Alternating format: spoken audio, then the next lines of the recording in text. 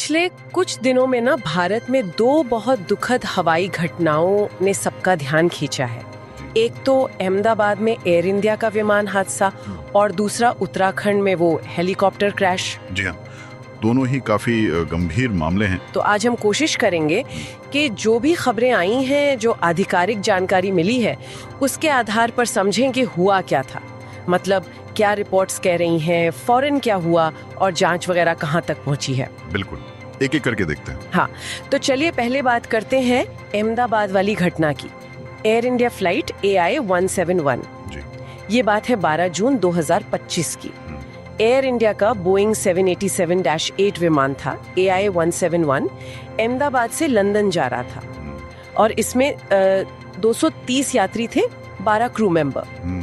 लेकिन हुआ ये कि टेक ऑफ के बस कुछ ही सेकंड बाद विमान पास के बीजे मेडिकल कॉलेज के हॉस्पिटल पर गिर गया। बहुत ही भयानक।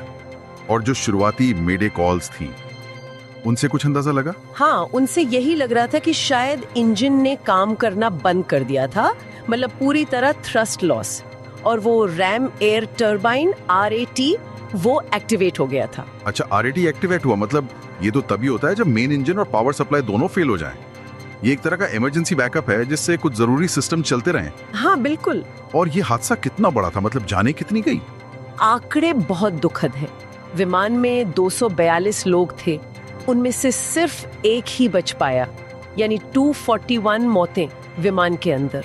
हे भगवान। और जमीन पर वो हॉस्टल बिल्डिंग थी, वहां भी करीब 38-39 लोगों की मौत हुई और 60 से ज्यादा लोग घायल हुए। ये दिखा था कि एयरपोर्ट के इतने पास घनी आबादी होना कितना खतरनाक हो सकता है। और मरने वालों में कौन लोग थे?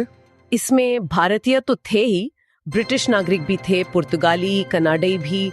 और जो खबरें आई उनमें डॉक्टर्स थे, मेडिकल स्टूडेंट्स थे हॉस्टल में, और एक गर्भवती जोड़ा भी था जो UK से आया था। मतलब मानवीय पहलू बहुत भारी है इसका। हाँ, बहुत दुखद। अच्छा, तो फिर कार्रवाई क्या हुई, जांच वगैरह? हाँ, फौरन बचाव कार्य शुरू हुआ।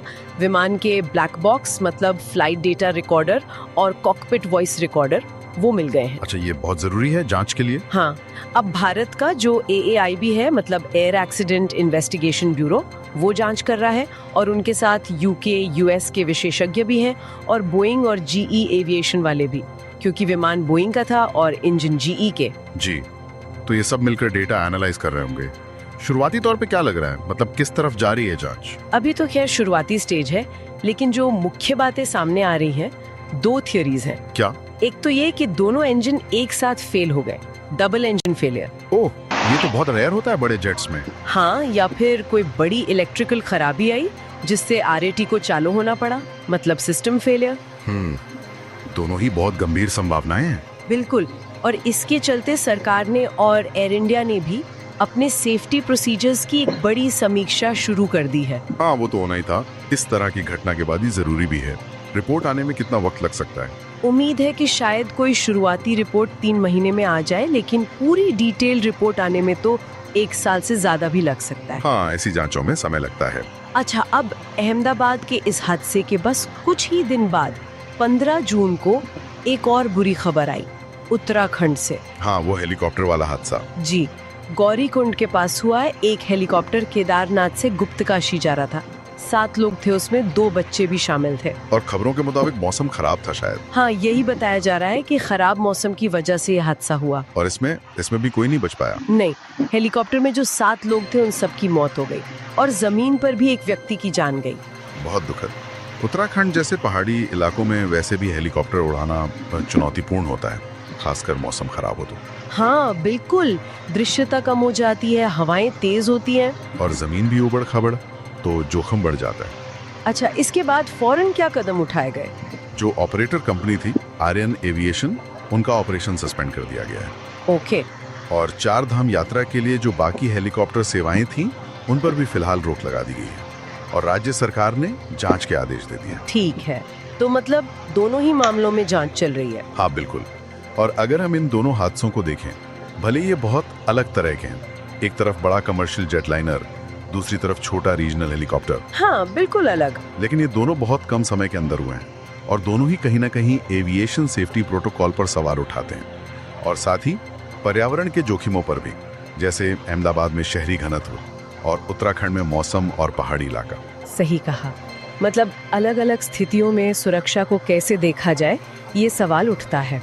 बिल्कुल। तो कुल मिलाकर जो अब तक हमें पता है वो ये है कि हाल में ये 2 बड़े हवाई हादसे हुए हैं, एक अहमदाबाद में, एक उत्तराखंड में। दोनों में कई जानें गई हैं और दोनों की जांच अभी चल रही है। हमारा मकसद आज यही था कि जो मुख्य बातें रिपोर्ट हुई हैं उन्हें समझ सकें। हाँ, और इन सब जानकारियों से एक बात और उभर कर आती है जो शायद सोचने वाली है। क्या? ये दोनों घटनाएं दिखाती हैं कि आज की जो मॉडर्न टेक्नोलॉजी है, जैसे 787 जैसे इतने एडवांस्ड विमान के सिस्टम, या फिर हेलीकॉप्टर्स की अपनी सीमाएं, और जो मानवीय पहलू है मतलब पायलट का संचालन, और बाहरी चीजें जैसे मौसम या एयरपोर्ट के आसपास की बसावट, ये सब कितने जटिल तरीके से एक दूसरे से जुड़े हैं। और कई बार ये सब चीजें मिलकर अप्रत्याशित रूप से ऐसे हालात पैदा कर सकती हैं जिनके नतीजे इतने भयानक होते हैं। ये वाकई सोचने पर मजबूर करता है कि सुरक्षा को लेकर हमें कितनी परतों में सोचना पड़ता है। सही बात है, एक जटिल ताना बाना है ये पूरा।